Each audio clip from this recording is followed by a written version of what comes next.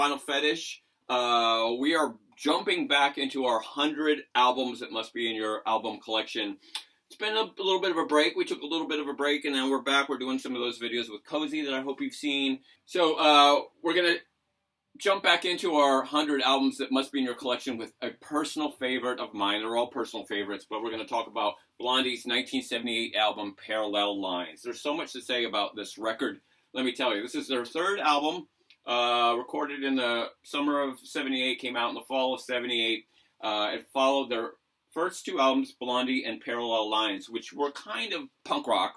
They were very weird, cool, jagged records, and they were kind of coming out of the CBGB's punk rock scene. CBGB's in New York City on the Lower East Side, which is now like a dress shop. But this is where the Ramones came from, and the Talking Heads, and Suicide, and the Dead Boys. You know, it was just sort of the gritty Bowery of New York, and Blondie was a part of that. This album isn't that. This album is a little bit different. So they were assigned a producer by their label, Cursus Records, named Mike Chapman. Mike Chapman had what is kind of known as like the power pop god. He had worked with The Sweet, and then did this record shortly after this in 1979. He did a record called Get the Knack by The Knack. All you heard the summer of 1979 was My Sharona. That's all you heard. Summer of 79 was My Sharona. It was number one forever. It's like if there could be something bigger than number one, that was Get the Knack. And a little bit later, he worked with Pat Benatar and Mickey by Tony Basil. Remember that one? Oh, Mickey, you're so fine, you blow my mind. Hey, Mickey. In the 90s, he worked with Ace of Base, so he's like really the pop craftsman. And he didn't get along very well with the band. He thought that they were not talented, couldn't play their instruments. They were stoned a lot of the time. They would sleep on the floor of the studio in New York at the record plant. They weren't writing their songs. A lot of these songs were written at the last minute. And it seemed like a recipe for disaster. But out of that came this thing that's iconic, that is so perfectly crafted. Every single song. So I think the first single was Hanging on the Telephone. But the second single, Heart of Glass, was huge. Was a huge hit. And it's kind of an interesting thing because in 1978, a lot of us really hated disco music.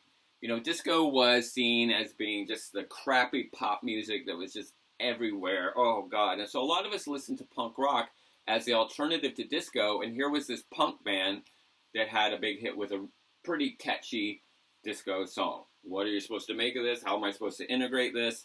More on that in a little bit. But it got really big and went to number one in England. It was in the top 10 in the United States and became a fairly significant album. Even the cover is kind of iconic. I mean, apparently they didn't like the cover that much, but the stark black and white, the guys in the suits, which would, you know, that's what the Knack would look like a year later. But what's really cool about this cover is the guys in the band are all smiling.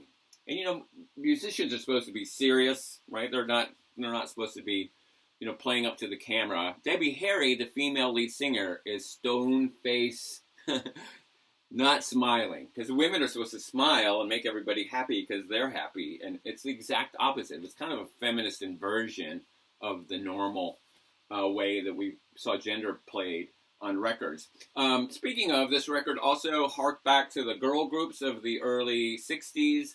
There was elements of disco, like I said. There were some punk rock themes, including, you know, songs about mentioning Rat Bait and Fade Away and Radiate. I know, but I don't know. I mean, every song on this, there's not a weak moment on this record. Every single song, and it holds up so much from 1978 to now. It is really, really good.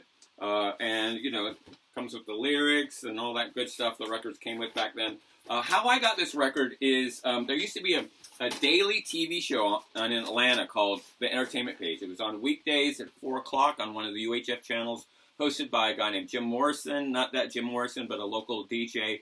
And this is before MTV, they would play music videos, they would have live performances, and they would interview artists who are in town. And you could call up and talk to them. I called up and talked to AC/DC with Bon Scott. I think it was on the Powerage tour. That would be 78.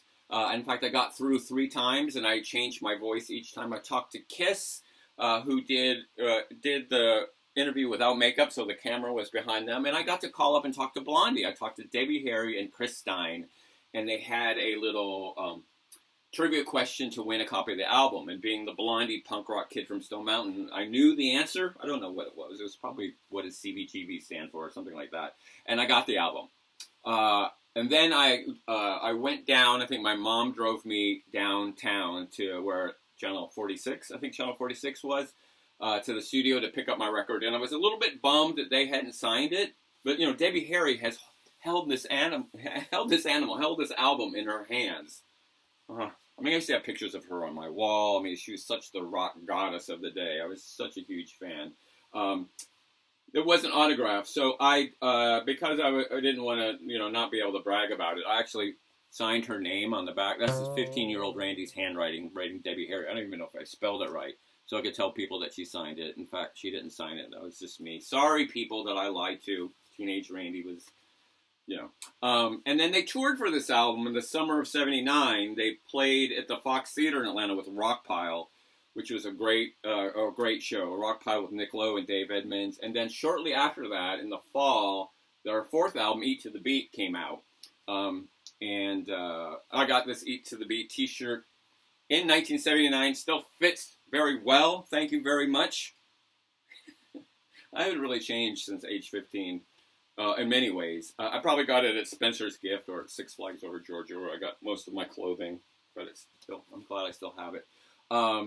And you know, their popularity just grew and grew, and they had the American Gigolo song, and you know, they became very big. And then the next record after Eat to the Beat was Auto American, that had Rapture, which was really the first rap hit, not the first rap record, but the first rap hit, because Blondie had been diving into the underground music scene in New York, which included the stuff that was happening across the Bronx with Fab Five Freddy, who's mentioned in the song. And that record helped popularize hip-hop music in many ways. Which, you know, brings us back to this album. Is it punk rock? Is it punk rock? Is it punk rock if it has disco, if it has pop, if it has sort of 60s thing? It doesn't really sound like the punk that we know now, right? Loud, fast rules, short songs, angry. But the reality is, in the late 70s, punk rock was growing and expanding, and there was room for groups like Blondie in that world of punk rock. So, you know, what is a label? Where would you file this record in your collection? Just under the good albums. Blondie, you know, gets back together every few years. They continue to make great music. Debbie Harry is still out there. All these guys, nobody's dead yet. And we just love this music. This couldn't be more popular. Get it in your collection. All right. That's Parallel Lines by Blondie, 1978. We'll be back soon. We're going to do another video with Cozy, and then I am going to do another album in our 100 that you might not expect. We're going to jump back into the 21st century, and the next album we're going to talk about, are you ready for it? Harry Styles' first solo album. Don't say anything. What? No! I got a lot to say about Harry Styles, and I'm going to try to convince you why this record should be in your collection. But until then, please, if you like this video, as Cozy would say, subscribe and thumbs up and all that good stuff. We're going to talk about a lot of music this summer. Summer of 22 is going to be off the hook. These records matter. This Blondie album matters so much, and you matter. So let's talk about it.